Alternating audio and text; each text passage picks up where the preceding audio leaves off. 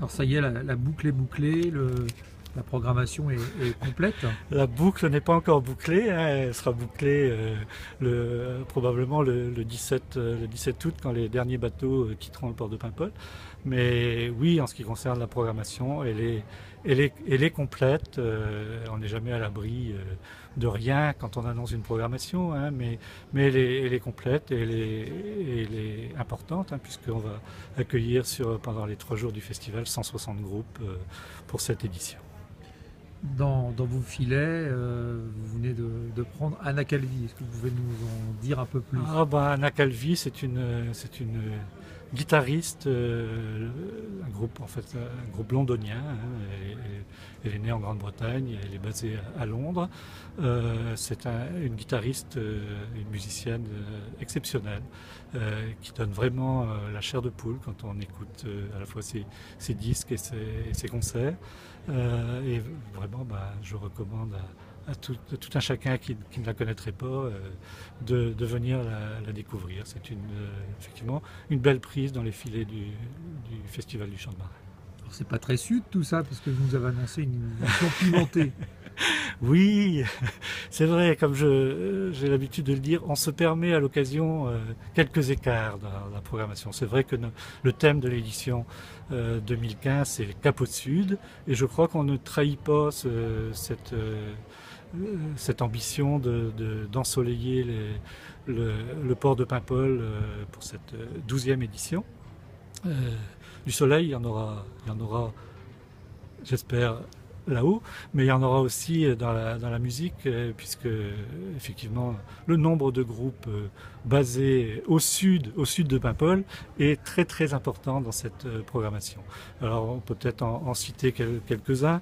Voilà, c'est pas ce que j'ai fait de mon pense-bête, mais Vous nous avez cité tout à l'heure Plaza. Plaza Francia, qui est un groupe qui réunit à la fois Catherine Ringer d'Erita Mitsuko et les musiciens de Gotan Project que sont Muller et Makarov. Bon, c'est quelque chose, c'est une prise aussi, une belle prise pour le Festival du Chant de Marais, d'abord parce qu'ils seront pas très très présents sur les scènes cet été, et c'est quelque chose qu'on souhaitait avoir à travers Project, en tout cas depuis longtemps. Mais je peux parler aussi de Youssou N'Dour, qui est un musicien sénégalais, chanteur et musicien sénégalais de renom. Je peux parler de Luz Casal, qu'on a déjà annoncé, mais qui est une chanteuse espagnole extraordinaire. Je peux parler de la venue de Dénès Prigent. Oui, le volet breton est important. Le volet breton est important. Mais pour rester dans le sud, Orange Blossom, Winston McAnuff, Anfixie, comment Imouvrini, les Corses d'Imouvrini, Couscous Clan avec donc Rachita et Rodolphe Burger, Las Hermanas Caroni, deux sœurs de musiciennes argentines extraordinaires, Tsarango qui est un groupe catalan, la Talvera, les Occitans qui ont déjà tourné en Bretagne et qui reviennent. Beaucoup de découvertes en fait à faire et de noms connus.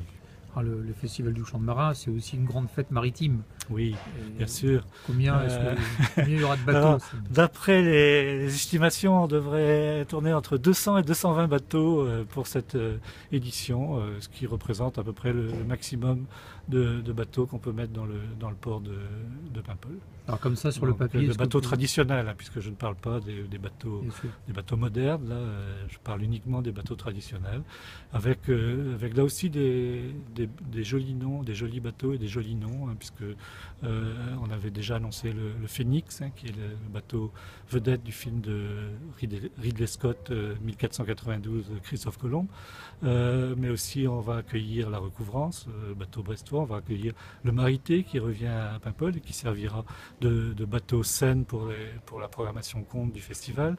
On va accueillir le Casquelotte qui est un très joli 3-mâts anglais. On va accueillir une bonne partie de la flottille de Malouine d'étoiles marines croisières, avec donc l'étoile de France, l'étoile Molène, le Renard, la Belle Angèle, le Bel Espoir. Donc un autre bateau qui va venir de Granville avec le Marité, c'est le Lys Noir, un très joli bateau également. Et puis beaucoup de bateaux en réalité des côtes bretonnes et puis des côtes du sud de l'Angleterre. Donc là, en termes d'affluence et de nombre de groupes, vous nous annoncez que Paimpol rivalise avec les plus grands. C'est le 4e festival de Bretagne. Oui, tout à fait. Rivalise avec les plus grands, je crois qu'on peut dire ça comme ça, hein, puisque effectivement le festival du Champ de Marin, qui accueille 140 à 145 000 visiteurs, se classe, est le premier événement des Côtes d'Armor, premier événement à la fois musical et maritime, et également le 4e événement de l'ensemble de la Bretagne. Et quand je parle de l'ensemble de la Bretagne, bien entendu, c'est la Bretagne à 5 départements. Alors, à l'affiche, comme ça, enfin, sur le papier, c'est pour vous le plus beau festival du Champ de Marin qui s'annonce? Je ne sais pas, je dirais pas ça. Chaque édition est la plus belle quand on est en train de la préparer, parce qu'on y met tout son cœur. Et là, je parle pas seulement du président, hein, je parle de toute l'équipe du festival qui est vraiment à la tâche pour faire en sorte que ce soit une réussite. Et donc le conseil d'administration et les salariés qui travaillent avec nous une année sur deux en réalité, qui vraiment se donnent à fond pour que le festival soit un succès. Et donc oui, c'est forcément la plus belle édition, avant celle de 2017, qui sera la plus belle quand on la préparera. Parfait, merci.